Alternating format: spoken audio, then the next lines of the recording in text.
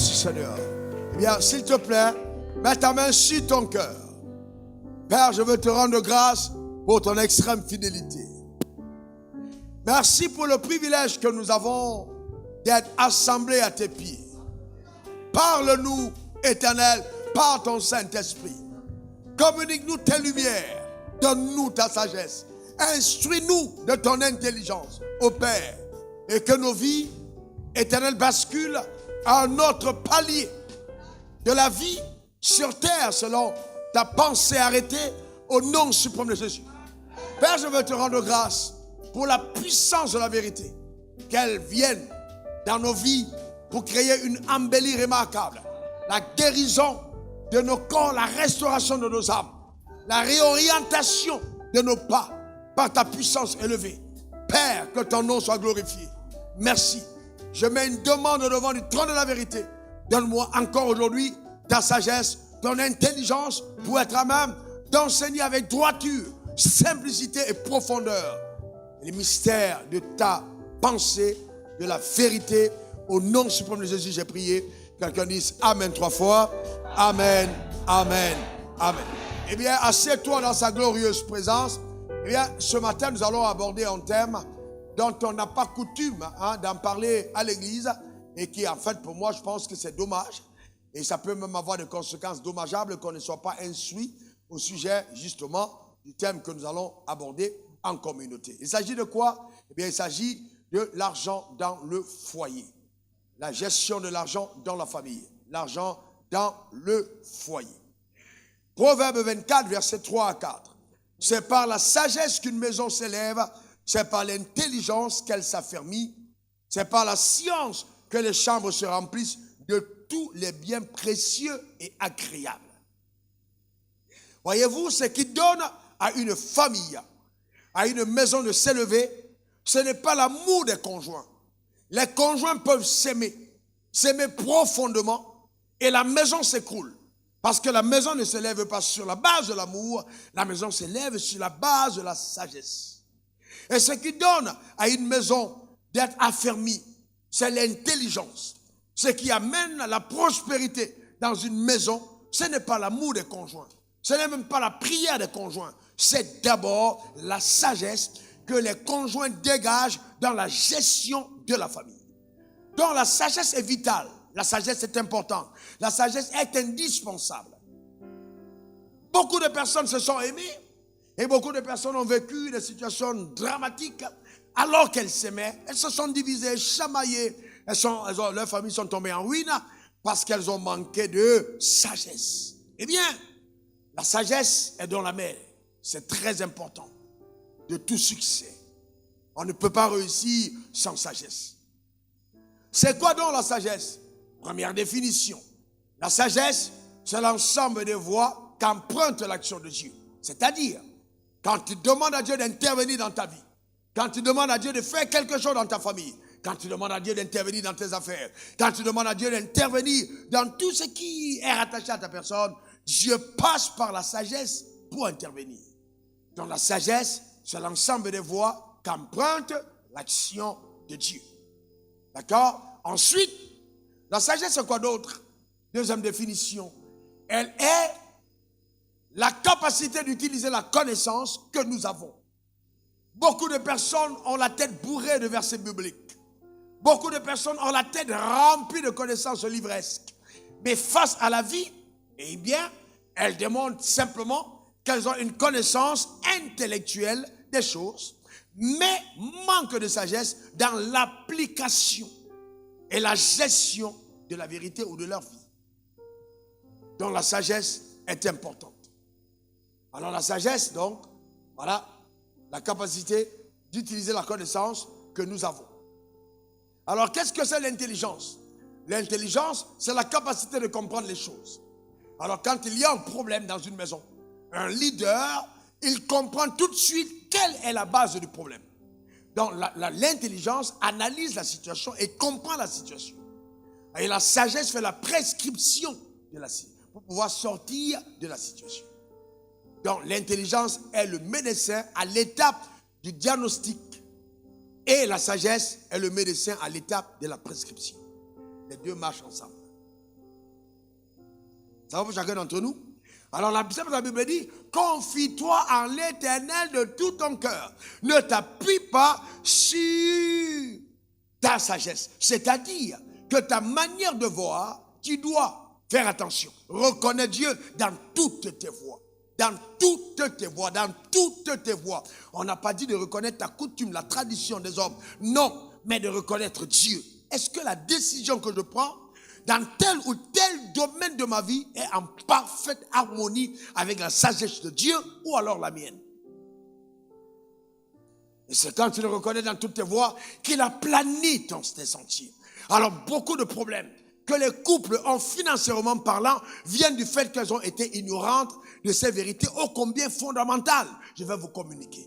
J'en suis sûr. Ce message va bouleverser radicalement ta famille.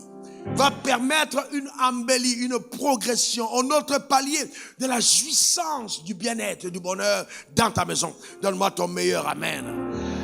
Vous allez vous rendre compte, on dit reconnaissez dans toutes vos voies. Dans toutes vos voies, généralement, à 75% statistiquement parlant, les problèmes émanant de nos familles naissent de 3 axes principaux. Premièrement, la communication. La communication. Comme cet homme qui dit à la photo de sa femme, oh je t'aime chérie. Mais sauf que la photo c'est pas la femme. La communication. D'accord? Ensuite, alors, on a le sexe, la gestion des rapports sexuels, le sexe dans les familles. Et on a l'argent. Et je vais vous dire, avant de continuer, que beaucoup de croyants que vous voyez sont malheureux en famille. Beaucoup de familles chrétiennes souffrent parce que certaines situations ne sont pas bien adressées. Nous parlons tellement des choses du ciel, comment il y a de l'or, comment il y a du diamant, comment il y a ceci. Et les affaires pratiques courantes de la vie, nous esquivons, nous passons à côté. Il est important d'adresser ces questions. Parce que j'entends bien quelqu'un dire, oui, mais pourquoi, qu'est-ce que l'argent a à voir dedans? Pourquoi on peut parler de l'argent à l'église? Eh bien, parce que Jésus a beaucoup parlé d'argent. Et que 18 de ces 36 paraboles avaient livré à l'argent et aux choses matérielles. Vous ne pouvez pas parler du ciel comme si la terre n'existait pas. C'est très important. Et je vais vous dire une chose importante, vraiment en toute humilité, devant le trône de la grâce.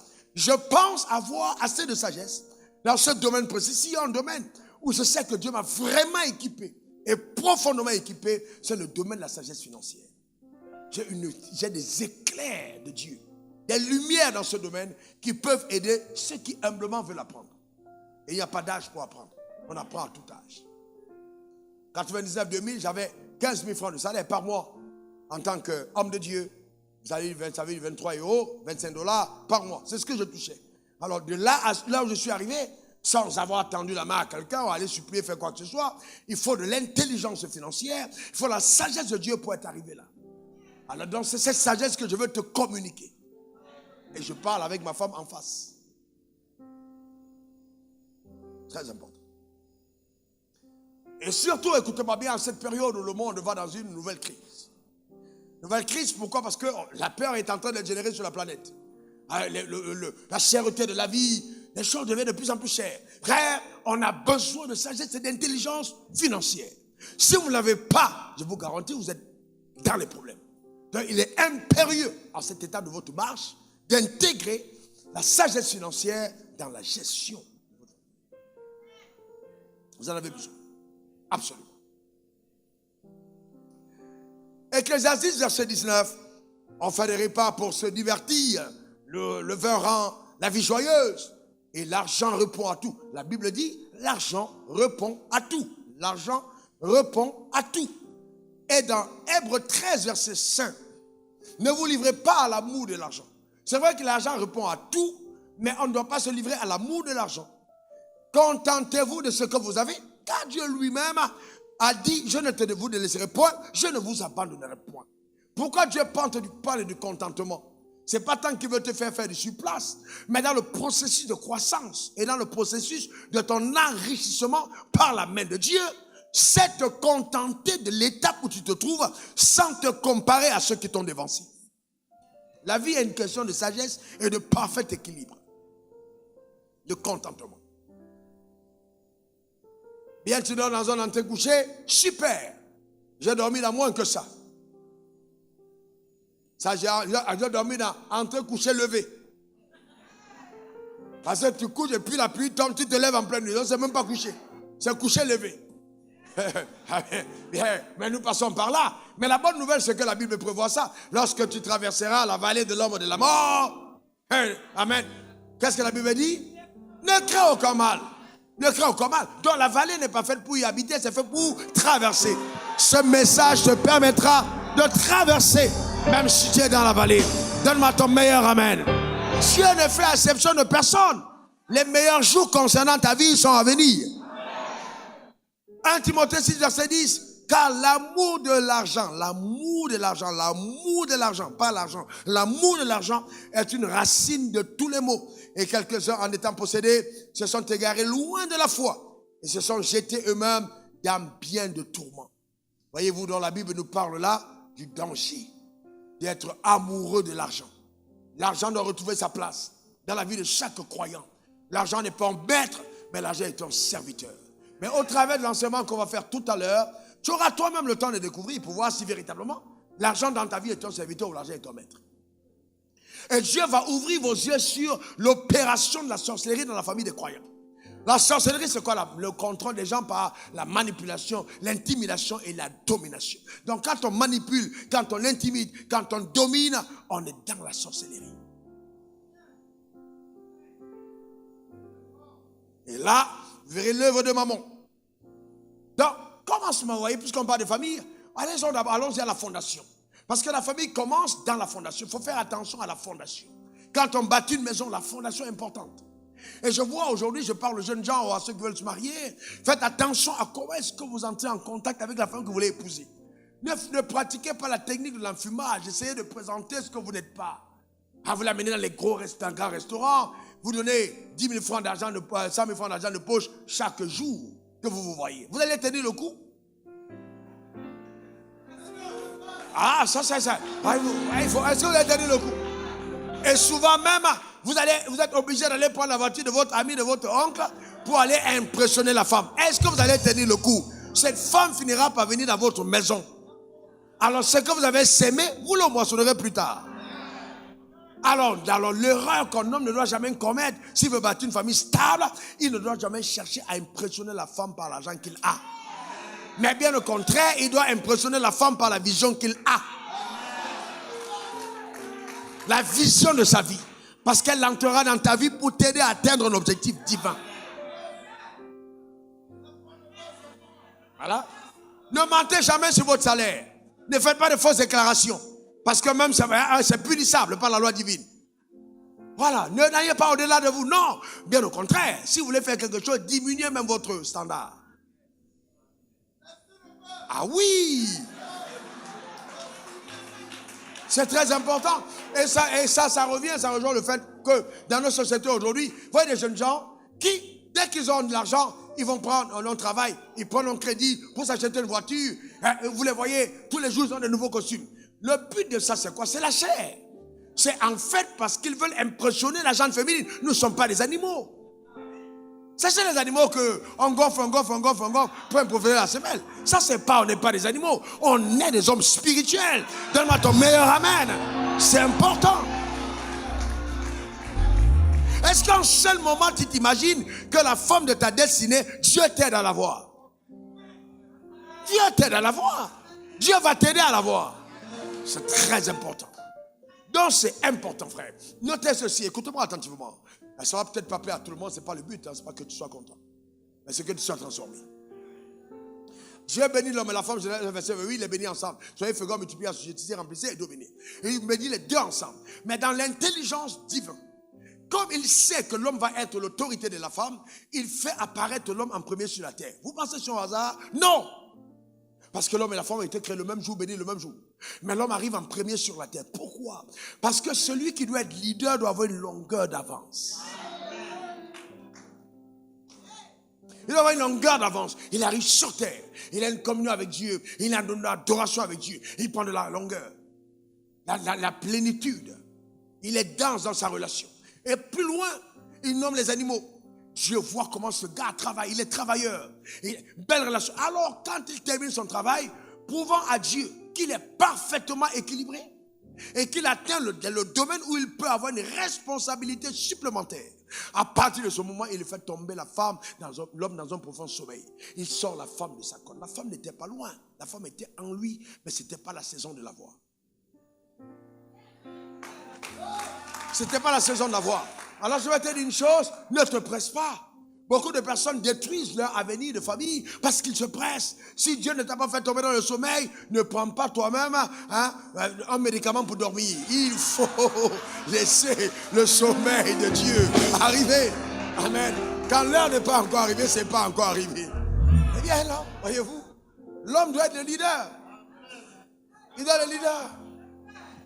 Il doit être le leader. Et voyez-vous, donc ça veut dire que quand l'homme est tombé dans le profond sommeil, parce qu'il est un leader, alors l'Éternel le fait tomber dans le sommeil. La Bible dit, il forma une femme de la côte qu'il avait prise, l'homme. On est à Genèse 2, verset 22, et il l'amena vers l'homme. Regardez, l'homme et la femme, l'homme dit, voici celle-ci qui est hausse de mes os, et chère de ma chair, on l'appellera femme, parce qu'elle a été prise de l'homme, pas ailleurs, de l'homme. Et c'est pourquoi l'homme quittera son père et sa mère, s'attachera à sa femme, et deviendront une seule chair. Ils deviendront une seule chair. Ils deviendront une seule chair. L'homme et la femme étaient tous de nus et n'en avaient point honte. Vous voyez, c'est ce que Dieu dit. Mais cet homme dont le mariage a été béni est un homme qui a démontré sa maturité, un homme responsable. Le drame dans nos communautés, c'est qu'on donne en mariage des enfants qui sont irresponsables. Et on voit des gens qui n'ont pas de travail. Et les frères et les sœurs, cotisez, on va leur prendre une maison pour qu'ils se marient. Ça, c'est un mauvais leadership. On n'a pas à cotiser pour qu'un homme trouve une maison. Un homme qui n'a pas un endroit où dormir ne doit pas encore trouver une femme. Il ne doit pas trouver une femme. Seigneur, je brûle, tu brûles en contre-saison. On doit chasser le démon en question. Ce n'est pas une brûlure normale, c'est une brûlure charnelle.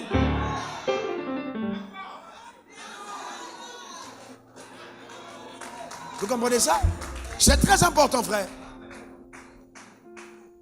Donc, madame, pose-lui la question, tu travailles où? Tu fais quoi? Ah non, les femmes sont devenues matérialistes. Non, non, non, non, non, non, non, non, non. Non, non, non, non, non, non, non. Elles sont devenues spirituellement réalistes.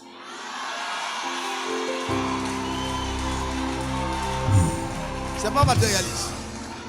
Qu'est-ce que tu fais de ta vie? Qu'est-ce que tu fais de ta vie? C'est très important. Voyez-vous, c'est très important. Maintenant, continuons. Voyez-vous, la Bible dit que l'homme est le chef de sa femme comme Christ est le chef de l'église. Alors, cette analogie est très bonne. Chef de la femme comme Christ est le chef de l'église. Donc, le leader de sa femme. On va revenir sur ce mot chef, qu'on utilise vraiment souvent à tort et à travers, pour qu'on comprenne ce que Dieu voulait dire. Donc, quand la femme arrive, l'homme a tout. L'homme est riche, l'homme a tout. Alors, c'est tout à fait normal. Donc, la femme, elle trouve un homme qui peut prendre soin d'elle. Si elle accepte le nom que donne l'homme, c'est parce que quelque part, l'homme lui-même est en équilibre.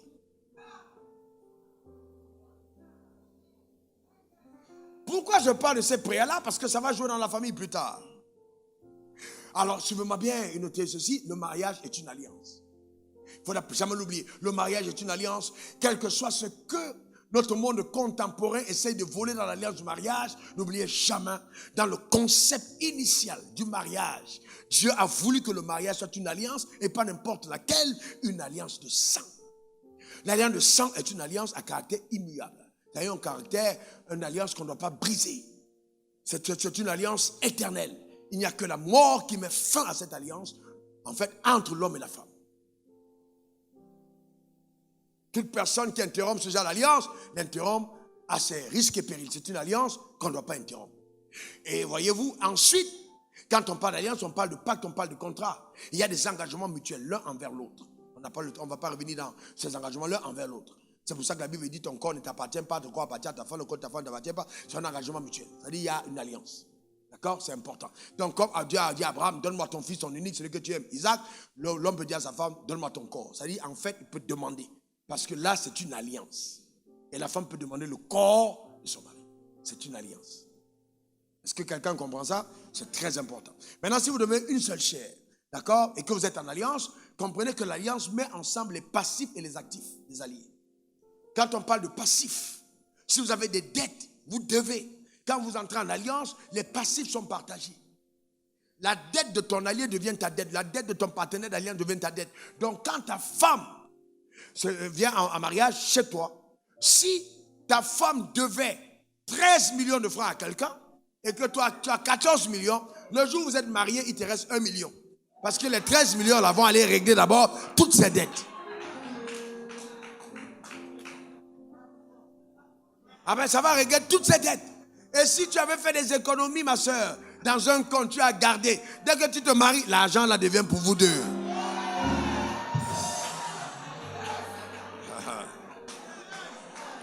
Vous partagez les passifs et les actifs. Alors vous voyez que, parce que cette vérité, on ne veut pas bien l'assimiler, les femmes disent, oh moi vraiment, aujourd'hui on a tellement de femmes matérialistes, je veux un homme qui a beaucoup d'argent, qui est assis. Je vais encore dire aux femmes avant qu'on ne continue, c'est vrai que l'homme doit avoir l'argent, mais l'argent n'est jamais ce qu'on doit rechercher en un homme quand on veut l'épouser. La crainte de Dieu doit rester le critère numéro 1. Écoutez-moi bien, je vais vous dire la vérité. Je vais vous dire une chose. Il y a des problèmes que les riches ont que les pauvres n'ont. Un pauvre va découcher difficilement parce qu'il n'y a pas d'argent d'hôtel.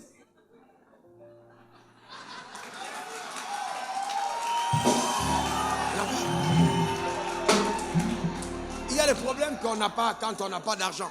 Il y a un genre de problème qu'un pauvre n'a pas. Alors l'argent que tu cherches chez un homme là peut être l'objet de ton traumatisme à la maison. Combien d'hommes chosifient leurs femmes et traitent leurs femmes avec mépris à cause de l'argent? Allez demander aux femmes, quand elles sortent là, elles prennent les sacs là. Leur seul bonheur, c'est le sac qu'elles portent. En dehors de ça là. Pour plusieurs, il n'y a plus de bonheur. Vieillesse anticipée. Parce que, en fait, l'argent qu'on cherchait est devenu la source de tous nos malheurs. Je connais des femmes qui prient et qui disent, Dieu, qu'est-ce que tu vas briser mon homme? Mais leur brisement, il faut qu'il pète l'argent, Seigneur. Fais que ces affaires ne marchent pas. Tu apportes ton contrat, dis, j'ai gagné un contrat, la femme ne rit pas parce qu'elle sait que, par là, un problème encore s'est amassé dans la maison. Elle sait que le meilleur moyen de t'avoir en équilibre, c'est quand tu n'as pas d'argent. Mais ce sont des choses, des faits contemporains, non? Ce sont des choses qui arrivent tous les jours. Donc, vous voyez, c'est très, il faut faire attention. Et c'est pour ça que, voyez-vous, Dieu, quand il parle d'alliance, il n'a jamais été question dans la tête des hommes. Écoutez-moi bien de Dieu, de parler de bien séparé. Je vais adresser des choses qu'on n'a pas l'habitude de toucher. Bien séparé dans la pensée de Dieu, il n'a jamais été ainsi au départ. Jamais. Alors, que suis-je en train de dire que les personnes qui sont croyants et qui ont fait des biens séparés, c'est mauvais? On verra plus tard si c'est mauvais ou pas. Mais je dis au départ, il n'en était pas ainsi. Mais le monde a évolué. A tellement évolué que la sagesse de Dieu, elle s'applique différemment. Mais, il faut rester dans les mêmes principes, celui de l'accord, de la vérité et de la transparence, qui doivent régir la gestion de l'argent dans toutes les familles. Accord, vérité, transparence.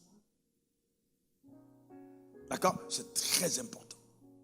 Marc 5, 3, verset 25. Si une maison est divisée contre elle-même, cette maison ne peut subsister.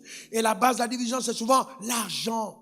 L'argent, l'amour de l'argent, l'argent. La femme n'est pas contente, les enfants ne sont pas contents, le mari n'est pas content. Et le problème vital, c'est l'argent. Et l'argent peut être la source de division. Si c'est mal géré, ça cause des problèmes énormes dans les familles. Donc nous allons utiliser la sagesse de Dieu pour aider de façon très pratique à gérer l'argent dans les familles. C'est vrai que quand on lit la Bible, quand on étudie la Bible, de Genèse à Apocalypse, il n'y a pas de modèle spécifique que Dieu a donné. Alors, que ce soit dans la manière de faire les rapports sexuels, mais c'est pas parce qu'il n'y a pas de modèle que Dieu a donné les rapports sexuels que les rapports sexuels doivent être désordonnés. Il y a quand même dans la Bible des limites aux actions que Dieu nous donne. C'est-à-dire, par exemple, quelqu'un qui a des rapports contre nature, bien, on n'a pas besoin de dire que Dieu n'a pas montré de position. Toi, tu sais que ça, c'est pas bien. Dans tous les cas, le lieu d'exit n'est pas un lieu d'entrée. Même à l'autoroute. Quand on dit exit, on ne sort pas on n'est pas à l'exit, c'est pour sortir, c'est pas pour entrer.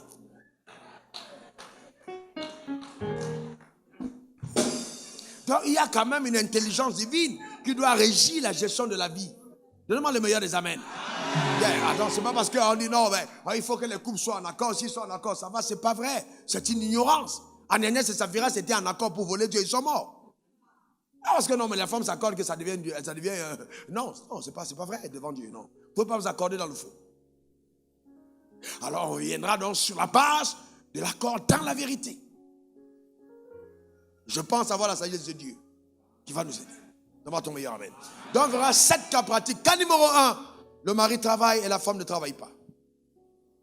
Le mari travaille et la femme ne travaille pas. Et ça, c'est un cas qu'on a plus dans notre société. Là, on a beaucoup plus de couples où le mari travaille et la femme ne travaille pas. Alors dans ce cas-là, comment est-ce que ça se gère, l'argent dans le couple? Premièrement, il faut bien que vous compreniez que les deux doivent se mettre toujours ensemble. Et donc, s'ils sont devenus une seule chair, l'argent du mari qu'il gagne, il ne peut pas se dire c'est mon salaire. La femme doit aussi se considérer que c'est son salaire, dont le mari a le salaire du couple. Ton silence m'embête. Donc le salaire du mari est le salaire de la famille.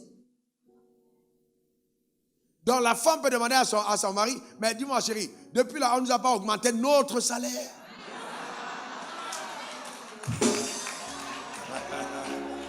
Voyez-vous?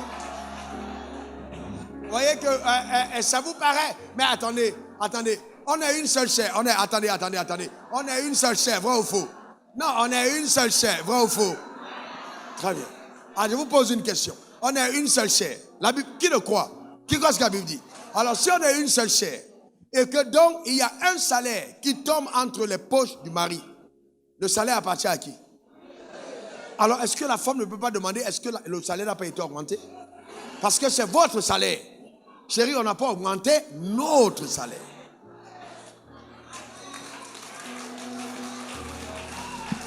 Bien. C'est notre salaire. Et ça dérange les hommes parce qu'ils veulent tenir la femme avec c'est moi le chef, c'est moi l'agent. Non, mes frères, c'est aussi vrai que quand vous êtes pauvre et que vous n'avez pas d'argent, vous n'avez pas d'influence. On se soumet difficilement à quelqu'un qui n'a rien. Et c'est pourquoi avant de chercher une femme, assurez-vous d'avoir quelque chose. Cependant, quand vous avez quelque chose et que vous mettez à profit de ce que vous dirigez, vous gagnez en autorité et en estime. Donc, mettre le salaire à disposition du couple, dans ce cas, tu gagnes en estime au jeu de ta femme. Ta femme retrouve la sécurité. Parce qu'elle est informée. Et ensuite, vous devez planifier ensemble de la gestion de ce salaire. Ce n'est pas une planification individuelle, mais une planification commune, parce que la femme t'a été donnée comme aide. 2 de mes fils m'ont dit, papa, là, tu as frappé fort. Mais c'est la vérité. C'est la vérité. Vous devez décider ensemble une planification intègre. Vraiment, vous planifiez. Quelles sont les semences qu'on donne à Dieu? Point numéro 1, nos semences. Vous décidez ensemble des semences que vous donnez. Alors, ça dit pour ça. Est-ce qu'on va à 15? Est-ce qu'on va à 20? Chérie, c'est ça dans ton esprit. Prions et voyons ce que Dieu nous dit. Comment est-ce qu'on fait ça? Il y a tel projet, combien est-ce qu'on donne? Vous le planifiez ensemble. Et vous priez ensemble à la maison. Et vous apportez la semence à l'autel. Dieu visitera cette maison. Dieu bénira cette maison. Si vous agissez ainsi. Maintenant, il peut arriver, généralement, c'est plus que l'homme dise à la femme, non, tu vois, c'est petit, l'argent est petit. On ne peut pas encore se permettre de prendre 10% dedans à apporter à l'église. Et la femme doit dire à son mari, c'est bien parce que c'est petit qu'on doit se permettre d'apporter 15% à l'église. Elle t'aide.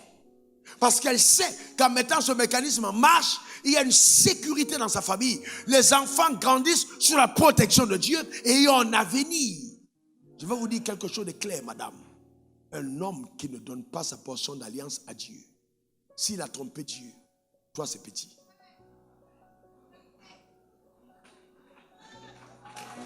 C'est petit, je te dis c'est petit. Voilà, ça démontre ton niveau de manque d'intégrité.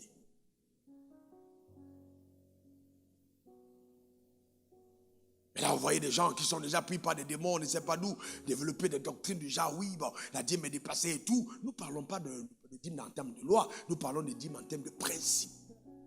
Principe fondamental. Un homme qui a un problème avec ça, soit il est un démon sous la forme charnelle, soit il est endémonisé. Donne-moi ton meilleur amen. Donc, possédé par le diable.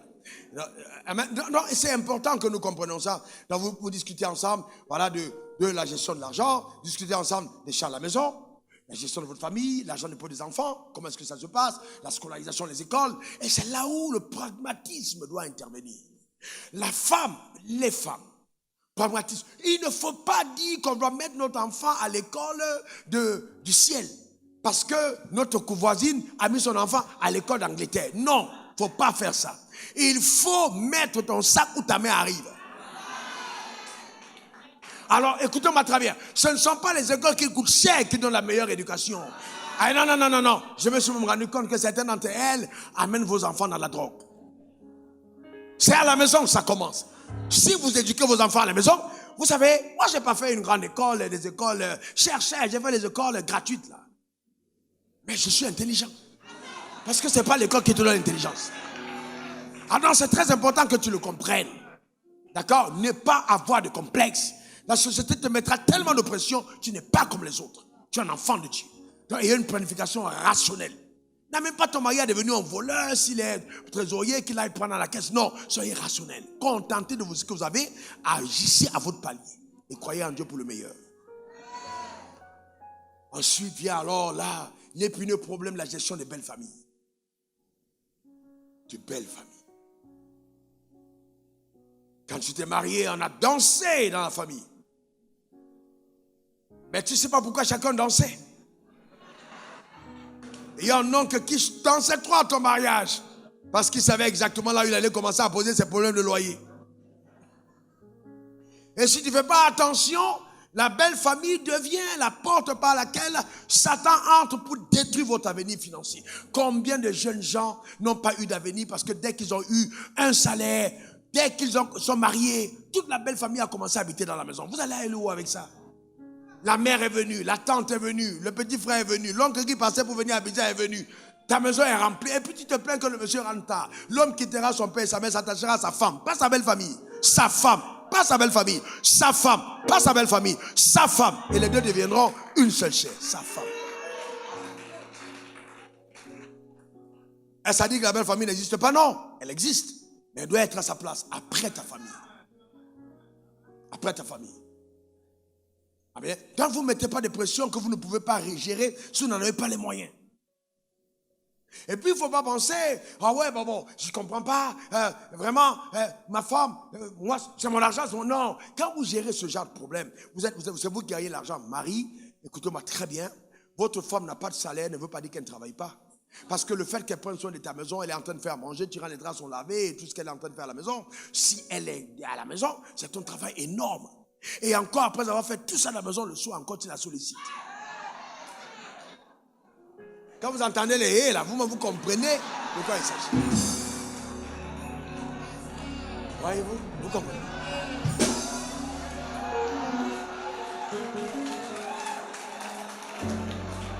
Ah oui, non. C'est mon argent, c'est mon argent. Non, c'est notre argent, tu ne travailles pas. Il ne faut pas tout le temps être en train de rabâcher à ta femme. Tu ne travailles pas, c'est mon gars, tu ne travailles pas. Non, c'est un problème dont tu dois en guérir. Vraiment, tu dois en guérir. Tu fragilises ta femme, tu détruis ta maison. L'harmonie, la paix que tu dois avoir dans ta maison, tu la détruis. Parce que chaque centime, il faut que tu rappelles que c'est le salaire passe par toi. Non. C'est pas bon du tout. Non.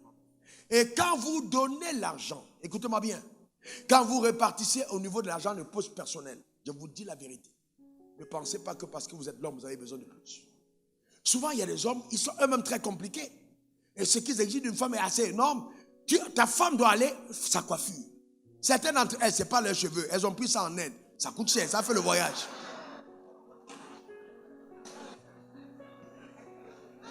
Bon, attends. Alors, quand toi tu l'as rencontré avec ça.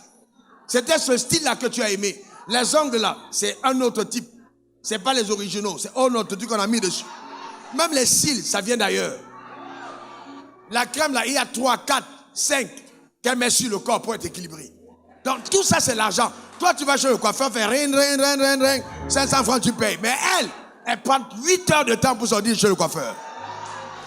Donc tu dois en tenir compte dans l'argent de poche. Tu dois en tenir compte. Donc mon frère, il faut que tu assumes.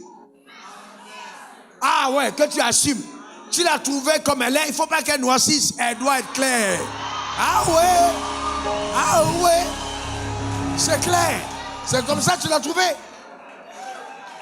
Son père a pris la main de sa fille. Sa fille brillait déjà. On a amené chez toi. C'est ça que tu as aimé. Ah mon frère, faut entretenir. Il a pris la main de la fille, il l'a mis entre tes mains. Tu dois assumer. Et vous voyez, c'est pour ça que même lors du mariage, les beaux-pères, ils sont contents mais un peu tristes. Parce qu'ils se posent la question de savoir, est-ce que ce gars n'est pas un voyou? Est-ce que ce gars ne viendra pas faire du tort à ma fille? Il y a des filles qui étaient rires, elles souriaient beaucoup, mais dans le mariage, on dit qu'elle est devenue spirituelle. C'est pas la spiritualité, elle souffre, un peu plus rire.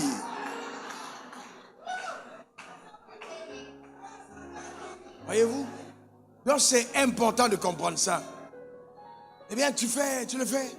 Eh bien, ce qui est triste, c'est que moi je vois des gens, ils sont tout le temps en train d'acheter de nouveaux costumes, nouvel habit, nouvelle. Tu regardes la femme, bien les pieds de la femme, elle a la même chaussure pendant 3 mois. Le gars a les chaussures tout le temps, la femme n'a pas. Mais c'est quoi ça? Je ne sais pas d'où ça vient. Mais ça, c'est de... Attends, écoutez-moi très bien, ça... Et vous savez, de telles personnes, s'ils arrivent au pouvoir, ils amènent nos pays en retard. Un homme qui agit comme ça va voler l'argent de l'État. Parce qu'il ne pense pas à ceux qu'il dirige.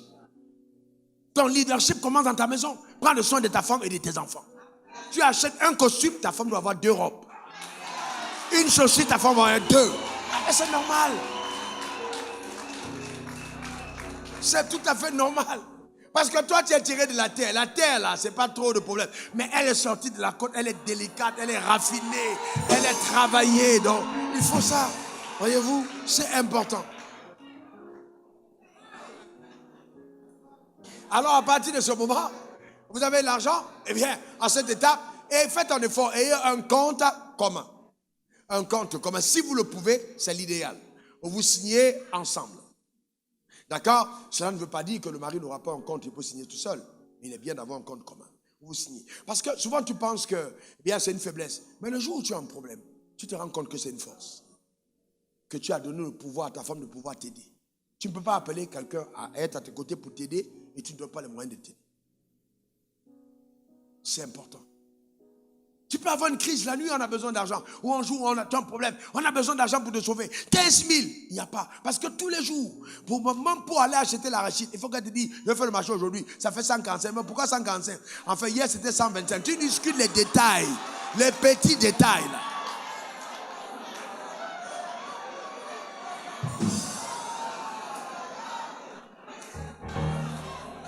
Et en fait, c'est ça. Et puis finalement, amen, tu es tellement avare que le seul endroit où il peut t'avoir, c'est au marché.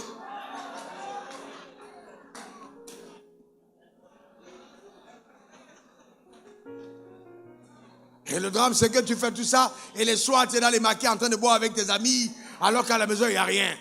Mais s'il n'y a rien à la maison, tu n'en vaux rien. Sérieusement, c'est irresponsable. Et surtout, en tant qu'enfant de Dieu, c'est très irresponsable. Cette manière de gérer l'argent. Très irresponsable. Tu rendras des comptes à Dieu. Il faut de l'équilibre. Deuxième cas, le mari et la femme travaillent. Le mari et la femme travaillent. Alors c'est encore plus intéressant. On a là 2 revenus. On a une femme qui gagne ici, on a le mari qui gagne là-bas. Alors, c'est très bien. Si c'est votre cas, c'est parfait. Alors maintenant, qu'est-ce que vous faites? Vous mettez 2 ensemble. Le mari a 1 million, la femme a 900 000, ça fait 1 900 000 que le couple a. À cette étape, mesdames, acceptez que l'argent d'une femme n'est pas son argent. Ah non, l'argent de l'homme, c'est pour le couple, l'argent de la femme, c'est pour elle et sa famille. Ça, c'est la sorcellerie. Une femme qui fait ça, non, je vous dis la vérité. Une femme qui fait ça est une sorcière. Non. Tu ne peux pas assumer, non, ça n'a pas de sens. Tu ne peux pas assumer que l'homme se débat pour ta famille et il a de l'argent. Et toi, ton argent n'entre pas dans la maison. Non. Ça, c'est pas Dieu. Et je vais vous dire, homme, n'acceptez pas des choses que Dieu n'a pas acceptées. Ne participez pas au péché d'autrui. Et c'est pour ça qu'avant le mariage, discutez de ça. Parlez avant. Parlez de ça avant. La femme a un enfant avant. Demandez-lui comment l'enfant là va être. Tu as un enfant avant. Discutez avant. Qui va prendre soin de cet enfant-là? Comment ça va se passer? Parlez avant. C'est pas non, Papitou n'a pas d'argent de scolarité. Papitou ne vient pas de moi. Qu'est-ce qui se passe de Papitou? Est-ce que son père assume ou pas? Non, non, vous en parlez avant. Frères et sœurs, avant. Il ne faut pas trop dire non, on est pressé pour se marier. Non, non. On est tellement pressé qu'on n'est pas pressé. Il faut prendre le temps. C'est à ça que servent les fiançailles. Asseoir les bases. Avoir un protocole d'accord de gestion de la famille. Quand il y a des points comme ceux-là, indélicats, vous devez discuter de ça avant. Prendre conseil pour ça. Pour que notre famille soit équilibrée. Voyez-vous, c'est très important. Donc la femme doit, pendant qu'on discute, aussi être la même, de dire, ok, voilà, je mets mon salaire sur la table, on y va ensemble. Et quand la femme met son salaire sur la table, mon frère, dans ce cas précis, et un salaire central, un compte bancaire central, où vous signez à deux, un compte où son salaire va, et un compte où tu es. Donc vous discutez ensemble, quel est le budget de souveraineté de chacun. Et vous devez être transparent. La femme doit savoir, et tu dois savoir. Et je vous dis la vérité, vous le faites, ça marche.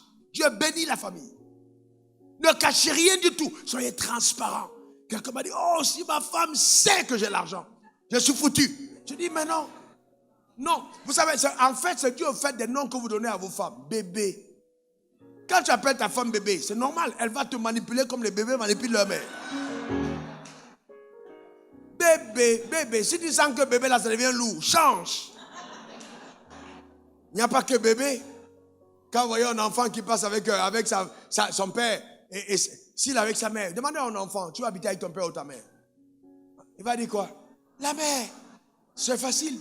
Parce que dès qu'il a dit, maman, chocolat. La mère dit non, chocolat. La mère dit oui, prends le chocolat. Mais dès qu'il a dit devant le père, parce que là, le père, ça figure l'autorité. Et avance ici. C'est fini. C'est fini. Le problème est réglé. C'est terminé. Et les enfants savent comment ils vous tiennent. Ils savent. Ils connaissent les points faibles les uns des autres. Quand tu appelles ta femme bébé, sache que ta femme connaît ton point faible. Elle sait comment te tenir. Si une femme veut te prendre dans son jeu, la valse, tu vas être pris. Donc il faut savoir te tenir pour dire fermement non à ça. Non à ça. Quelqu'un dit non à ça. Même si elle serre le visage. Ah, tu vas au travail. Tu as fait ce qui est juste. Mon ami, il ne faut pas mourir avant ton heure. Ah non, non, non, non, non. Tu veux toujours laisser le visage en train de sourire à tout moment. Tu vas voir la vessie avant l'heure. Hein. Il faut dire ce qui est vrai, c'est vrai. Ce qui est droit. Tu es le leader. Le leader doit se tenir sur la vérité. Vous devez être d'accord. Vous parlez et tu dis là, on est ferme là-dessus. Ah non, mais c'est pas possible. Il y a cette fête-là, il faut que j'ai une nouvelle robe. Ma chérie, on n'a pas d'argent. Non, non, non, non. Mais regarde mes amis, regarde là-bas. Ils ont fait une nouvelle télé. Mais c'est pas possible, je veux connaître cette maison. Voilà. Maintenant, en tant que chef, ne réagis pas comme ça. Anticipe pour te dire, bon, chaque fois qu'il y a une fête, ma femme pense à nouvelle robe. Maintenant, trouve une technique. C'est la sagesse. Moi, je bénis Dieu pour ma femme. Ma femme n'est pas comme ça. Je bénis Dieu. Mais oui, il y a des choses que vous gérez aussi dans la prière. Vous pouvez modifier le caractère de votre femme. Quand vous prenez le repas dans l'air, même génétiquement, des influences là, qui sont nées d'un passé soupirant après des choses qu'on n'a pas eues. Vous pouvez faire taire dans la prière. C'est ça aussi le rôle d'un homme. Je rends grâce à Dieu. Je trouve ma femme n'est pas attirée par des choses. Je rends grâce à Dieu. Mais elles ne sont pas nombreuses. Je sais que c'est une grâce de Dieu pour moi. Et je le lui dis. J'ai dit aux gens, c'est un privilège. Et cependant, vous voyez, c'est important de savoir anticiper. Alors, comment tu anticipes? Ah ouais, mais non, mais il faut que j'ai une nouvelle robe. Attends, quand on tu sais que la fête arrive, mais son stratège, c'est la sagesse. Tu restes comme ça, tu réfléchis, chérie, vraiment. Tu sais, tu es une femme extraordinaire. La fête, là, il faut que tu sois sapée. Elle dit, ouais, chérie, ouais. Il faut que je sois sapée.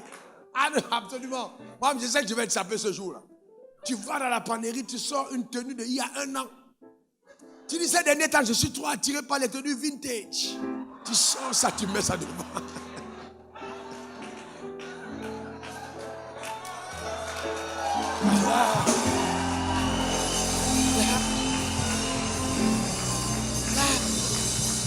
Le sourire n'est pas bon, mais tu fais comme si tu n'as pas vu. Essaie un peu le visage. Chérie, essaye. Tu sais une chaussure. Une ancienne chaussure, là. Chérie s'est blessée. Mais c'est ça le vintage. Il faut que je sois blessé un peu. Voilà. Moi, j'aime bien. Dans tous les cas, c'est pour moi que tu t'habilles. Moi, je te préfère comme ça. Ben, voyez-vous. Et là, à partir du moment où toi, ça te plaît, et que tu parles à ta femme en rassurant ta femme, parce que souvent, il le fait, elle cherche de nouveaux habits parce que tu n'as pas de compliments. Dans tout le temps, elle se dit, peut-être à la future robe, là, il va me complimenter. Mais tu t'étais. Elle fait la nouvelle coiffure, elle passe devant toi, tu regardes. Elle dit, oh, je viens de voir le match. C'est pas qu'elle ne sait pas que tu vois le match, c'est qu'elle se dit, mais je me suis coiffé depuis, tu n'as rien dit sur ma coiffure. Apprends à apprécier. Et tu vas te rendre compte que quand tu as trop apprécié une coiffure, elle reste dessus. Le jour où ma femme va couper ses cheveux, elle te dit, waouh, quelle coiffure. Waouh, mais les cheveux coulent là, waouh. Elle est restée dessus pendant 6 ans. Après, elle dit, hé, mon Dieu, il faut changer de coiffure. Faut changer. Elle est restée 6 ans dans la même coiffure. Tellement j'ai fait les atalakou de la coiffure. Elle est restée dedans en même temps. Pendant 6 ans dans la coiffure. Dernièrement, j'ai dit, ma chérie, toi aussi, 6 ans. Laisse pousser tes cheveux un peu. Ah, quand même. Elle a dit, bon, ok, je vais laisser pousser. Ah ouais. Parce qu'en fait, c'est ça. Souvent, c'est plus pour toi. Donne-moi ton meilleur amen. Alors maintenant, on a un cas où le mari ne travaille pas et la femme travaille. Cas numéro 3.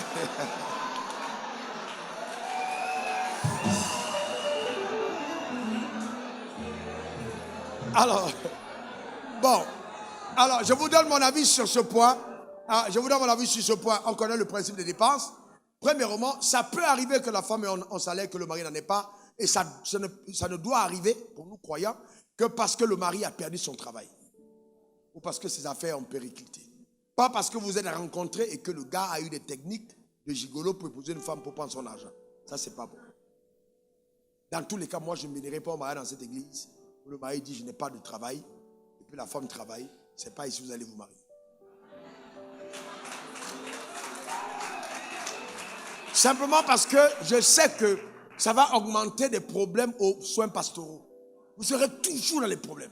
Toujours dans les problèmes. Donc vraiment, ce cas-là, il faut d'abord que... Ce n'est pas de bons cas. D'abord, non. Il faut vraiment que l'homme travaille. Maintenant, si l'homme a perdu son travail, c'est normal que la femme soutienne son mari. Parce que la femme est une aide. Elle soutient son mari. Elle doit donner à son mari de la considération, même sans son salaire. Se souvenant que pendant les moments d'abondance, cet homme était prêt pour elle. Mais si tu as chosifié ta femme avec ton argent, je te garantis, n'oublie pas. Ça va brûler en cette période-là. Elle va tout faire pour te rappeler que quand tu avais ton argent, c'était pas bien. Voyez-vous, mais il faut, en tant que croyant, on doit se soutenir. C'est très important. Il ne faut pas que tu commences à être fâché, tout le temps tu es fâché. Tu commences à être fâché, tu commences à penser que bon, si tu avais épousé ton collègue, c'était mieux que ton mari. Tu as oublié que hier, là, ce mari-là, c'est lui qui a aidé à construire ta vie. Il peut aller en retraite avant toi et tu continues de gagner de l'argent. Il faut que tu soutiennes la famille. C'est le cœur de Dieu. Il faut que tu soutiennes la famille. C'est important. Ça peut arriver. Il y a des cas pareils où ça peut arriver. Mais on a davantage des gars calculateurs dans les assemblées. Beaucoup calculateurs. Il regarde la fille, il a une belle carrière, il dit, ah oui, il va s'occuper. Et puis, paf, il va détruire la fille en prenant tout son argent. Ça, c'est pas bon. Cas numéro 4, la femme touche ou gagne plus d'argent que l'homme. C'est-à-dire, là, c'est le cas si l'homme travaille, il a de l'argent, mais il a un salaire moins consistant que celui de la femme. Et généralement, dans ces cas-là, j'ai vu que beaucoup d'hommes développent des complexes. Parce que quand la femme touche plus que l'homme se sent diminué au niveau de son autorité. Même parler, ça devient un peu plus difficile. C'est comme si tout le temps, il se rappelle lui-même qu'en fait, ce n'est pas lui qui porte le pantalon dans la maison. Alors, je demande aux femmes, ne le faites pas ressentir. Ne le faites pas ressentir. Montrez à votre mari que, en fait, votre respect pour lui n'est pas dû au fait qu'il a beaucoup d'argent. Vous le respectez parce qu'il est le leader de la maison. Et si vous gagnez plus, ce n'est pas grave. C'est pas grave. C'est Marie qui est tombée enceinte, mais c'est Joseph qui a protégé le couple. Donc il peut arriver que Dieu te donne une percée. Il te donne une percée et que ton mari n'ait pas la même percée. Bon, il ne faut pas t'éloigner de lui ou alors développer une attitude pas saine. Ce n'est pas bien. En disant que non, voilà, et puis là, tu te dis absolument, il faut que... Non, ce n'est pas bien du tout. Alors, pas du tout. Pas du tout. Là, il faut aussi traiter la question d'ego. Et régler cette question profondément. Et très, très profondément. Et je vous donne une autre sagesse, frères et sœurs, pour vraiment régler. Parce que ce problème, nous le vivons contextuellement. Et ça affaiblit la puissance de la parole, la question de bonne famille. Souvent, quand une femme arrive dans un couple et que le mari a de l'argent, plus que la femme, alors la femme, la famille de l'homme a tendance à croire que la femme est venue voler l'argent de mari. Mais c'est une stupidité. Tu épouses ta femme. Alors, qu'est-ce qui se passe? Même souvent, ça peut être ta mère, ça peut être tes frères. On n'aime pas ta femme parce qu'on la voit comme celle qui va venir empêcher qu'on t'exploite. Parce que là, tu vas prendre soin de ta famille. Vous devez utiliser de la sagesse. Alors, dès cet instant, vous mettez ensemble, vous dites, OK, on ne peut pas oublier nos familles. Cependant, voici ce qu'on va faire. Ça, c'est ce qu'on va faire. En ce qui concerne les questions de ma famille, s'il te plaît, mets-toi devant. Vois, règle des affaires de ma mère, des affaires de ceci, des affaires de cela. Tu envoies ta femme devant. Quand c'est ta femme qui va être l'interlocuteur avec ta famille comprend que ta femme n'est pas contre leur bonheur. Souvent même tu dis non et ta femme dit oui, mais ça fait partie de la stratégie. Ah ouais, ça fait partie de la stratégie. Et il y a des moments où je peux dire à ma femme, maman, telle chose vraiment, non, je ne ferai pas. Et puis, elle appelle ma femme parle avec elle, ma femme dit, je vais le manager. Et ma femme vient me voir, puisque c'est ma femme qui me parle. C'est pas que j'aime pas ma mère, j'aime profondément. Mais davantage, je le fais pour faire grandir l'estime de ma femme aux yeux de ma mère. Parce que c'est important que ma femme et ma mère s'entendent. C'est les deux personnes précieuses pour moi. L'une m'a porté et l'une me porte.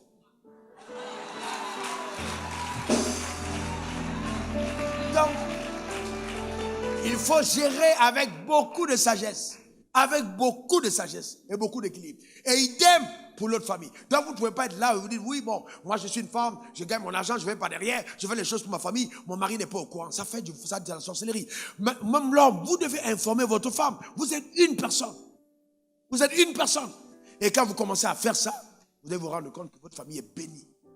Parce que vous travaillez en accord. Les Africains en Afrique, on n'aime pas ça. On n'aime pas ça. Et les gens de ta famille vont commencer à te faire voir ta femme comme étant ton ennemi, comme étant ton adversaire. Tu sais, avec la femme, il ne faut pas toujours te dire à ta femme, mon fils, j'espère que tu mets de côté les choses, ta femme n'est pas au courant. Tu sais qu'un vrai homme, c'est comme ça. Et là, les gens commencent à te donner conseils sataniques. Et ça te paraît bien. La femme doit savoir tout ce que tu gagnes. La femme doit avoir l'information sur tous tes comptes bancaires. Ma femme connaît tout l'argent que j'ai, quel que soit l'endroit où sur la terre. Quand je gagne un nouveau contrat, je lui montre. D'ailleurs, je discute avec elle. Je l'implique dans la discussion des contrats. Je lui montre comment est-ce que je négocie avec les gens. Pourquoi? Parce que demain, elle peut... D'abord, au fur et à mesure que je le fais, elle gagne, elle apprend de la sagesse que j'ai. C'est tout à fait normal. Et si demain je ne suis pas là, elle perpétue, elle continue le travail sans aucun problème. Elle ne doit pas être déséquilibrée quand tu as un problème. Non. C'est important. Et je dis aux hommes, ça vous protège. Ça vous protège parce que être transparent vis-à-vis de votre revenu, c'est comme si c'était un territoire qui a des drones. Vous êtes en train de repérer. Parce que là, vous mettez le drone pour voir si les rebelles peuvent entrer. La rébellion, là, il faut toujours être en train de surveiller. Je vous ai dit qu'il y a des problèmes que seuls les riches ont, que les pauvres n'ont pas. Je connais des femmes qui sont à Abidjan, qui se lavent chez des féticheurs au Mali, au Burkina, et elles ont la liste des hommes qui ont l'argent à Abidjan. Elles vont de bureau en bureau pour essayer de voir comment est-ce qu'elles vont soutenir. Elles vivent de ça. Je vous dis la vérité. Elles vivent de ça. C'est-à-dire, elles vont dans les... Donc, c'est pour ça que quand vous êtes convertis, vous êtes enfants de Dieu, priez. Dans la question, priez beaucoup parce que la bénédiction amène des problèmes qu'on n'a pas quand on n'a pas accès à un certain pas. Priez beaucoup. Priez pour vos maris. Couvrez-les du sang de l'agneau. Dites feu sur les frontières. Ta manière de dire amen m'embête. Donne-moi ton meilleur amen. Donc c'est très important. Très, très, très, très important. La transparence vous protège. Alors ça veut dire quoi? Ça veut dire que dans mon cas, je n'ai pas dit de faire imam, ma femme peut me poser des questions. Je me dis, attends, il y avait tant sur ce compte, qu'en est-il? Il y avait tant, mais Pourquoi il y a ça ici? Pourquoi ça? Je réponds sans m'énerver. Ah non, ça, il y a ça, regarde ça. Et de la même manière, j'ai dit, est-ce que je peux avoir les relevés de tes comptes? Ah ouais. Je pose la question. Je demande avoir les relevés, je veux voir. Je regarde. Je regarde dans mon carnet, je dis, bon, ok. Mais non, ici, c'était plutôt, il y a 1 million qui manque. C'est passé où? Ah non, c'est pas 1 million qui manque. On en discute. Ça fait tout à fait normal. C'est le compte rendu. Vous devez veiller l'un sur l'autre. C'est normal. C'est pas un manque de confiance. C'est plutôt l'application de la sagesse. C'est fondamental. Ils étaient tous de nus et n'en avaient point honte. Vous devez avoir une nudité de gestion. C'est très important. Point numéro 5. L'homme est dans les affaires et la femme travaille. Eh bien, vous appliquez les mêmes principes de l'homme qui gagne plus que sa femme. Alors là, on dira, ouais, dans tous les cas, peut-être qu'il faille faire bien séparer parce que si on ne fait pas bien séparer, mes affaires peuvent tomber, on va venir saisir. Alors, je vais vous dire une chose. Déjà, il ne faut pas toujours avoir des projections ou des problèmes. Moi, j'ai un problème avec ceux qui projettent des problèmes. Alors, d'autres diront la sagesse du serpent. Ok, très bien. Mais moi, c'est vraiment pas la meilleure façon de faire. Alors, cependant, si vous êtes convaincu que vous le faites, ne le faites pas parce que vous avez dans la tête quelque part envie de ne pas donner vos biens à votre femme. Dès que vous le faites, vous empêchez la bénédiction de Dieu d'être avec vous. Donc, faites-le véritablement parce que vous voulez protéger votre famille d'un éventuel problème. Là, ça peut passer. Mais ne dites pas, bon, dans tous les cas, tu sais, on ne sait jamais, les femmes d'aujourd'hui, elles peuvent venir, et puis après, mon fils demain, vraiment, fait bien de séparer. Et la famille se fâche. On dit, il y a des familles où on est derrière le garçon, il faut faire bien séparer. Ou alors, on dit à la femme, fais bien séparer, parce qu'on pense que la famille est tellement riche que le gars est venu pour chercher la famille. Souvent, c'est après que vous lisez l'heure. C'est-à-dire, vous vous rendez compte qu'après que le gars que vous méprisez au départ, Dieu va tellement le bénir que vous regrettez, mais attends, ne méprisez personne. Ne méprisez personne. Ne méprisez personne. Donne-moi ton meilleur amen. Dis encore amen. Donc l'homme et la femme, si l'homme et la femme font les affaires, alors vous mettez ensemble. Mais parlez ensemble de vos affaires. Ayez l'intelligence de discuter ensemble des affaires que vous faites. S'il y a des investissements, décidez ensemble. 2 valent mieux qu'un, la Bible dit. 1, ça sera 1000, 2, ça sera 10 000. Mettez-vous ensemble et parlez. Amen. C'est très, très, très important. Ça, c'était le cas numéro 5, l'homme et la femme. L'homme est dans les affaires et la femme travaille. Cas numéro 6, l'homme et la femme font les affaires. Cas numéro 7 maintenant. Ok, le mari travaille et la femme fait les affaires. C'est-à-dire la femme a plus de revenus que son mari. Et ça, encore, nous retombons dans l'éventuel problème de complexe. Vous ne devez pas être complexé. Proverbe 31 nous dit clairement que quand une femme est bénie parce qu'elle fait des affaires, son mari est considéré aux portes. Vous devez plutôt encourager votre femme. Si elle a ses dons, si elle est appelée à être une femme d'affaires, encouragez-la. Aidez-la dans ses affaires. Il faut que quand elle rentre à la maison, elle se sente soutenue par son mari. C'est très important. Ne la détruisez pas parce que vous avez peur que si elle gagne beaucoup, elle ne va pas vous respecter. Non, c'est l'argent de la famille. C'est l'argent de la famille. Si les fondements sont bons, tout se passera bien. Mais si tu prends cet argent pour aller t'amuser avec, pour aller faire n'importe quoi, c'est tout à fait normal qu'après, la femme soit démotivée et n'ait plus envie de partager ses revenus avec toi. Quelqu'un m'a posé la question, pasteur, mais si donc, je te donne l'argent comme ça et tout, à ma femme, et puis ma femme dilapide, et puis elle s'en va faire des choses et tout. 1 fois, 2 fois, 3 fois, à un certain moment, vous arrêtez, parce que même Dieu, en ce cas, les choses perdues, il coupe.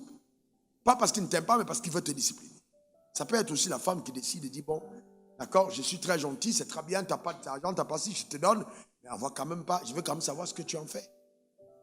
Tu ne veux pas demander que ta femme te donne l'argent, tu te demandes, chérie, mais l'argent tu as fait quoi? Tu vas dire, mais pourquoi tu me demandes? C'est pas mon argent. Non, tu dois, c'est pas ton, comment toi aussi tu peux dire ça? Tu dois dire au moins à quoi ça a servi. Savoir rendre compte, c'est très important. Un grand leader doit savoir rendre compte. C'est pourquoi même quand on veut être président de la République, on dit de faire des déclarations de biens. La déclaration de biens, c'est une chose de transparence dans ta gestion. C'est pour voir ta manière d'être transparent. Et qu'après, quand tu quitteras le pouvoir, on verra bien si tu as utilisé le pouvoir pour le peuple ou tu as utilisé le pouvoir pour toi. Et donc, il faut être transparent. C'est vraiment important. Donnons à l'argent la place que l'argent doit avoir dans la famille. Un serviteur et jamais un maître. Ne respectez pas votre partenaire à cause de l'argent. Respectez votre partenaire à cause de Dieu. Amen. Parce que vous voyez en cette personne l'incarnation de Dieu. Que Dieu vous bénisse. Que la main de Dieu soit sur vos vies. Que sa grâce vous accompagne. Que sa faveur soit votre partage. Au nom suprême de Jésus. Quelqu'un dise Amen 3 fois. Alors, j'ai promis pendant 15 minutes de prendre quelques questions. On va prendre rapidement quelques questions avant le troisième culte. S'il y a des questions auxquelles vous voulez que j'apporte une réponse, tenez-vous debout rapidement s'il vous plaît. On n'a pas beaucoup de temps. On va gérer le culte d'après. Bon, on peut prendre 15 minutes pour questions. Je peux répondre aux questions. Je suis bien conscient du fait que il doit y avoir des questions. Donc prenez, si vous avez des questions. Ok, très bien mon frère, tiens-toi debout. Tu reçois le micro. Là, rapidement, on va gagner en temps. On va gagner en temps. Merci. Oui. Bonjour, révérend. Bonjour. Je suis le frère Babi Martin. Oui. Ma question, c'est un peu, supposons que vous êtes marié et vous n'avez pas la même maturité spirituelle. Oui. C'est-à-dire, tel que moi, je vois peut-être les choses, ma femme ne voit pas comme ça. Est-ce que, parce que souvent, Dieu peut amener l'homme ou la femme à poser des actions que la femme ne comprend pas d'abord. Est-ce que dans ce cas, il faut toujours rester dans le cadre du consensus?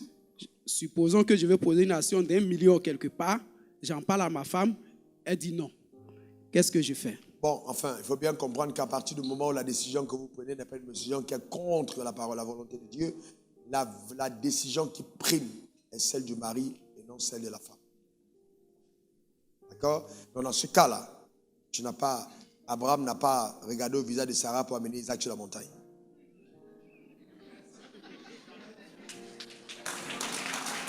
Voilà.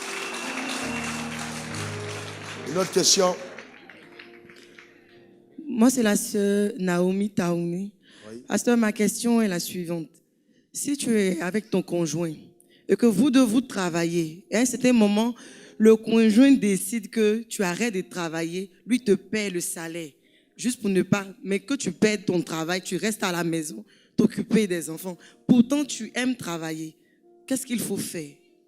Bon, enfin, généralement, c'est des questions que vous devez discuter avant le mariage. Mais si effectivement, alors je dis effectivement, la raison pour laquelle il ne veut pas que tu travailles, c'est parce qu'il estime qu'il faille que tu sois à la maison, t'occuper de la maison et des enfants, ce qui est vraiment une raison extrêmement noble. Pour moi, personnellement, je ne trouve pas qu'il y ait avoir un problème. Sauf que ça devient un problème quand on le fait et qu'après on abuse de la décision qui a été prise.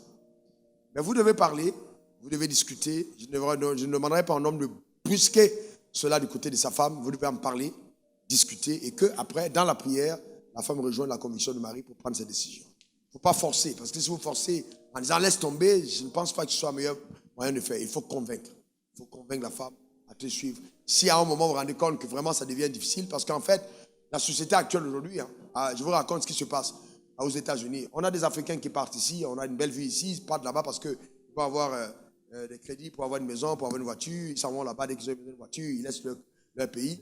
La femme travaille du matin jusqu'à 18h30, elle quitte à 6h, 18h30, 19h, le mari commence le travail à 18h pour venir à 6h. Donc, ils ne se voient jamais. Entre-temps, les enfants naissent et les enfants sont vraiment pas... On n'a pas le temps de s'occuper des enfants. Je ne pense pas que Dieu veuille que nos enfants soient gérés par nos servantes. Personnellement, je ne pense pas que c'est... En fait, tu sais, ce n'est pas la servante de la mère de Moïse qui a allaité Moïse, c'était sa mère. Donc, l'éducation des enfants, en certains moments, doivent quand même primer quand il s'agit d'un couple. Si ça demande qu'une partie des deux, et généralement la femme, abandonne les autres charges qu'elle a pour s'occuper de sa famille, et que le mari peut assumer l'équilibre de la famille financièrement parlant, quoi de plus c'est ça? Mais c'est du pur bonus. C'est extraordinaire. Vous vivez incroyablement bien. Il n'y a aucun problème là-dedans. Vraiment aucun problème. Sauf que bon, si tout le temps dans ta maison on t'a dit ton premier travail en tant que femme, ton premier mari en tant que femme, c'est ton travail, alors là, il faut faire une mise à jour. Parce que ton premier mari, ce n'est pas ton travail. Ton premier mari, c'est ton mari.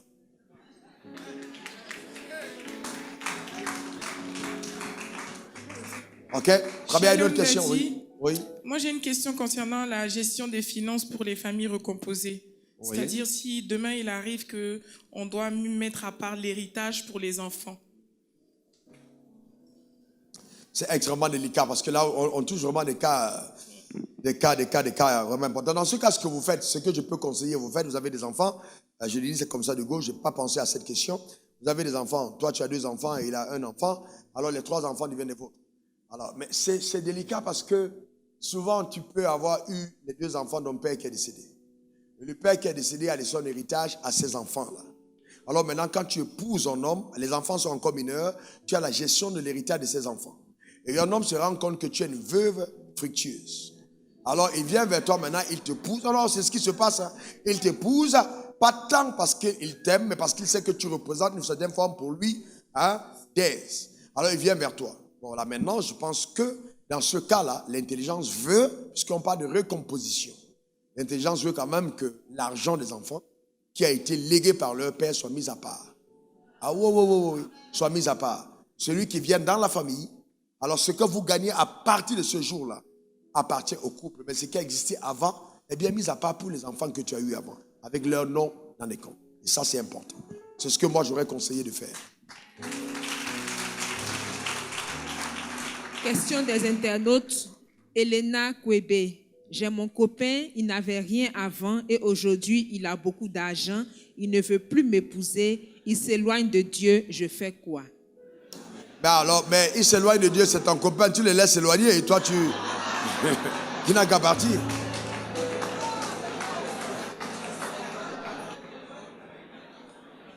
Le gars s'éloigne, tu le laisses partir.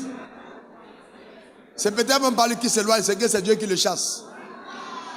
Donc, tu laisses partir. Ça, c'est même pas il n'y a même pas de débat là-dedans, tu laisses partir. Voilà. Donc maintenant, si tu es tant convaincu que ça, que c'était l'homme de ta vie, tu pries. Voilà, donc vraiment, honnêtement, je pense que beaucoup de femmes perdent le temps à poursuivre les leurs. Alors moi, j'ai vu déjà des cas où vous avez un homme qui est là. Lui-même, il n'a pas de maison. Il dort chez une femme. Voilà. Et lui vient derrière, il te promet, il va t'épouser. Il dort déjà chez une autre femme. Et il commence à te décrire la femme là comme si c'était une sorcière. Et il dort entre la femme et lui, qui est sorcier? C'est lui qui est sorcier. Il y a des gens qui sont comme ça à te perdre le temps inutilement. C'est pour ça que crainte de Dieu devrait être le fondement sur lesquels nous faisons les choses. La crainte de Dieu. Dieu n'est pas bête. Et puis en fait, vous savez, vous parlez de mariage, mes sœurs. On va vous dire, ouais, dans le monde contemporain aujourd'hui, on ne peut pas acheter un sandwich sans le goûter. Tu n'es pas un sandwich. Ouais. Le problème, c'est que quand vous commencez à mettre des rapports sexuels avant l'existence du mariage, vous détruisez, même si c'était la pensée de Dieu que vous vivez ensemble, la probabilité que ça existe. Vous pouvez faire avorter un projet de Dieu parce que vous ne respectez pas la voix de Dieu pour le projet. Et les hommes savent, non? Que s'ils veulent t'avoir facilement, ils disent mariage. Je vais t'épouser. Alléluia. Voilà. Ils savent. Donc, c'est ça le problème. Il faut faire très attention. Très attention à ça. Ok, ma question est la suivante. Oui.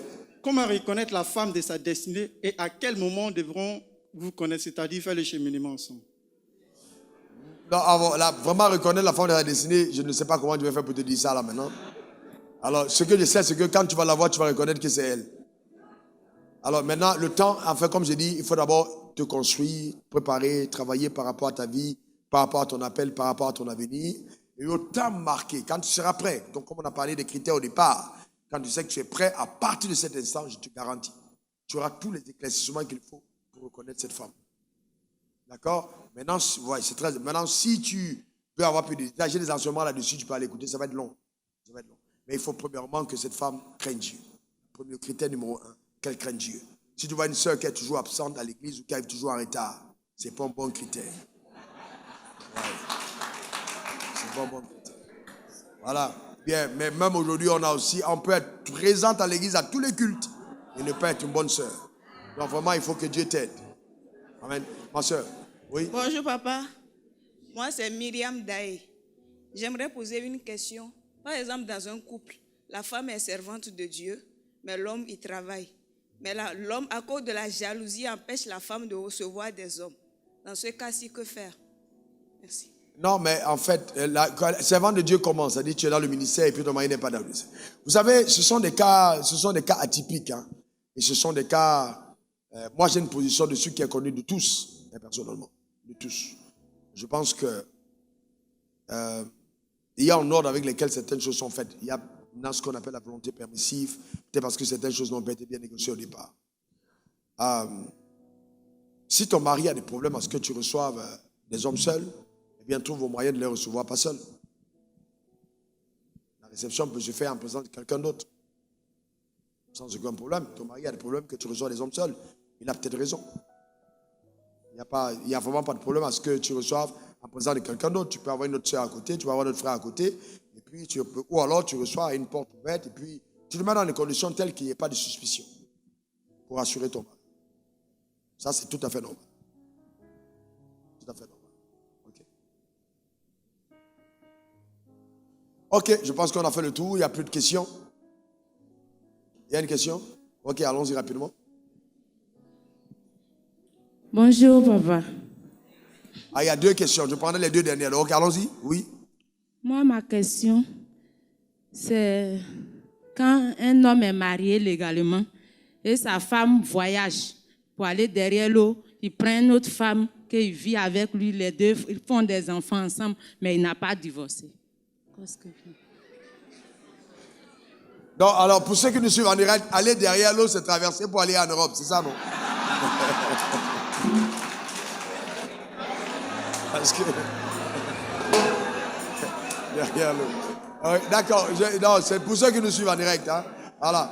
Donc, voilà. Alors, et ça, il faut faire très attention parce que un homme... En fait, souvent, la femme ne sait pas. La femme... sa femme voyage. Il reste, il ne dit même pas qu'il est célibataire. Et souvent, il embarque une autre femme dans une histoire compliquée qu'elle découvre après qu'elle a eu peut-être 2 enfants. Et ça, c'est dramatique. Et j'ai vu ça sur beaucoup de missionnaires qui voyagent, même qui viennent, hein, qui te disent que ouais, je suis pasteur, je viens prêcher l'évangile. Ils ont laissé leur femme dans leur pays et ils se marient dans le pays où ils arrivent. Ah ouais, ils laissent leur femme dans leur pays, se marient dans le pays où ils arrivent. Ils prennent une femme. Si qui d'ici maintenant, ils repartent encore pour dire en Belgique, ils prennent une femme en Belgique. Et que la Belgique va... Ouais, il y a des gens qui le font. Ah ouais, c'est pour ça que, écoutez-moi très bien, si vous avez, il est important, vivre avec quelqu'un nécessite des enquêtes préalables. Il est important de faire des enquêtes. Vous ne pouvez pas seulement parce que quelqu'un vous dit, ouais, voilà, on va vivre ensemble et tout, bon, on va se marier. D'ailleurs, bon, ils vivent ensemble sans être mariés. Ça encore, c'est compliqué parce que dans ce cas, c'est même pas un mariage. Mais moi, je connais des cas où le mari était marié légalement. Et il est parti dans une autre mairie. Comme ce n'est pas informatisé, il s'est remarié à l'autre mari avec une autre femme alors que la femme est en étranger. Et il se retrouve avec 2 femmes et 2 actes de naissance. Normalement, ce gars doit aller en prison. Ouais, il doit aller en prison. On doit l'amener en prison. Maître, c'est ça, non? Il doit aller en prison. Il doit aller en prison. C'est terrible. Alors, la femme qui a eu des enfants avec lui après, je ne sais pas comment elle va gérer ça. Parce que dans tous les cas, l'homme est marié. La femme, c'est... Elle a espoir que le monsieur va divorcer. Ah non, la femme, c'est une sorcière. Tu ne sais. Non, la femme, c'est une sorcière. Il faut laisser tomber. Ça pas... Voilà, c'est pas... Il faut laisser... Bon, pose-moi ta question. Si la femme, c'est un moment, on n'a même pas de... Non, c'est pas... Oui, oui. Ma question concerne les femmes qui sont victimes de violences dans le foyer. Une femme qui est victime de violences, ils ont essayé d'utiliser les moyens de conseil des parents, etc. Et la violence continue sa femme. Elle prend l'engagement d'engager le divorce. Est-ce qu'elle est liée? Est-ce qu'elle se rend adultère au cas où elle se... Non, première étape, non, mais sa vie en danger. Ah, ça c'est clair, sa vie en danger. Vous savez, on a eu un évangile avant et puis on a causé des morts prématurées. Cet homme a besoin de délivrance. Donc normalement, on le sépare de sa femme. Même s'il ne divorce pas, on se sépare de sa femme en longtemps, il doit vraiment passer à la délivrance. Ah, je vous dis, moi on en délivre son esprit. Il doit en être délivré. Il y a des hommes qui ont un problème. Il y a même dans cette salle des hommes qui giflent leur femme à la maison, qui tapent leur femme. Ils sont à l'église. Une femme qu'on tape, quand je vois comment elle se coiffe, je sais qu'on la tape. Ah ouais.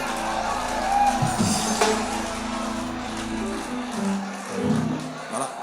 Sauf que après, bon, alors la femme développe, ah j'ai honte, faut pas qu'on en parle. Et le mari dit non, nos problèmes doivent se régler. Non, c'est entre nous, on ne doit pas savoir. Oh, attends, c'est entre eux, on ne doit pas savoir. Vous êtes arrivé chez le gynécologue, tu as laissé ta femme aller se déshabiller. Tu étais à la salle d'attente.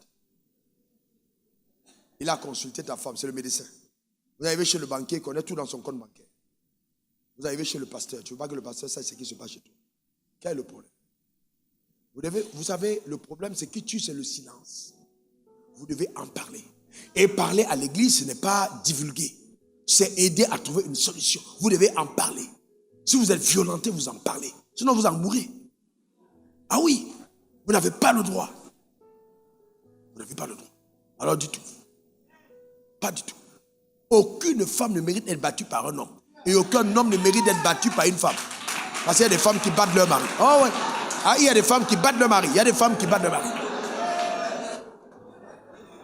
Je connais une femme qui dit à son mari, mets-toi à genoux. Et il se met à genoux. Imaginons que tu épouses une femme qui est catcheur. Elle va te battre. Allez, que Dieu bénisse ton âme. Et que Dieu bénisse ta vie, que sa grâce et sa paix soient ton partage au nom de Jésus. Amen. On va baisser nos têtes. Le Seigneur me rappelle qu'aux environs de 4h45, j'étais en train de prier. Il m'a demandé de prier pour le salut. Il vient de me le rappeler. Il y a quelqu'un parmi nous qui a besoin d'être sauvé ce matin. Il y a quelqu'un parmi nous, le Seigneur vient de me le rappeler. Alors tu es ici, tu veux donner ta vie à Jésus avant qu'on ne prie même pour le message. Lève ta main. Le Seigneur t'a envoyé pour te sauver. Tu es venu ici pour le salut. Tu ne connais pas Jésus. Si tu meurs maintenant, tu vas aller en enfer. Lève ta main, viens. Faites-le venir.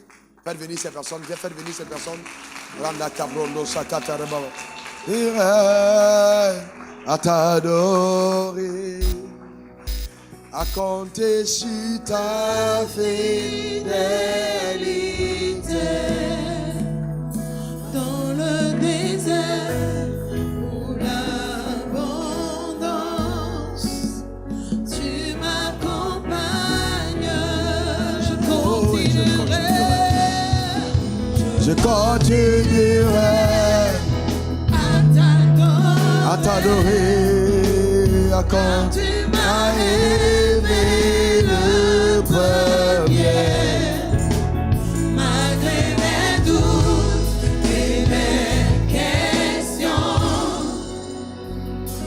tu m'accompagnes. Eh bien, lève ta main droite vers le ciel. Alléluia. Jeune homme, le Seigneur veut faire quelque chose de particulier avec toi. Je voudrais que tu parles avec le pasteur Kanker tout à l'heure. C'est pour toi que tu priais à 4h30 du matin. C'est pas que je n'ai pas dit que son salut n'est pas important, mais il y a quelque chose de particulier que Dieu fait avec toi. Dieu m'a intimé de parler, de prier pour le salut de quelqu'un ce matin. Et c'était toi la personne. Dieu veut faire des choses avec toi. Sache que quel que soit ce que tu as vécu de par le passé, Dieu a la capacité de pardonner et de te restaurer. Faire confiance à Dieu, c'est tout ce qui est le plus important. Et c'est valable aussi pour toi, ma soeur. Lève ta main droite vers le ciel et répète après moi ces paroles. Seigneur Jésus, j'ai entendu ta parole. Mon cœur est touché. Et ce matin, je demande pardon pour mes péchés. Que ton sang me lave.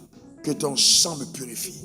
Merci Seigneur pour la vie que tu répands en moi maintenant. Et mon nom que tu écris dans le livre de vie. Au nom suprême de Jésus. Amen. Amen. Et amen. Pendant qu'on est là, il y a une sœur parmi nous.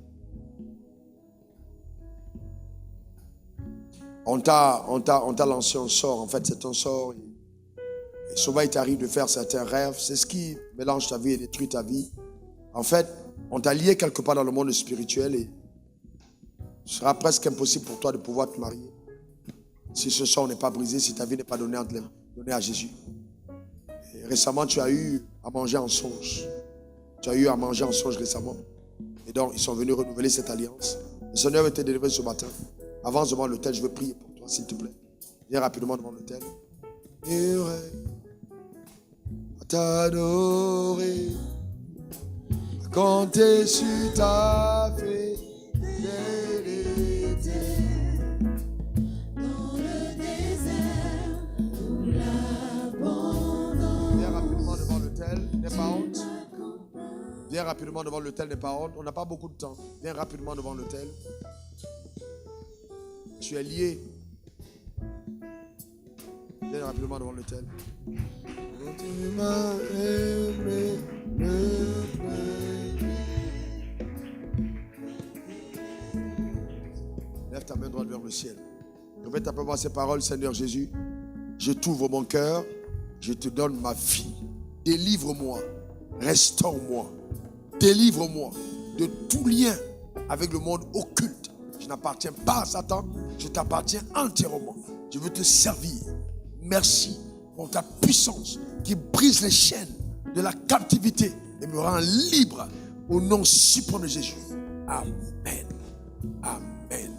Et amen. Père, merci pour sa délivrance au nom suprême de Jésus. Amen. Prenez ces fiches.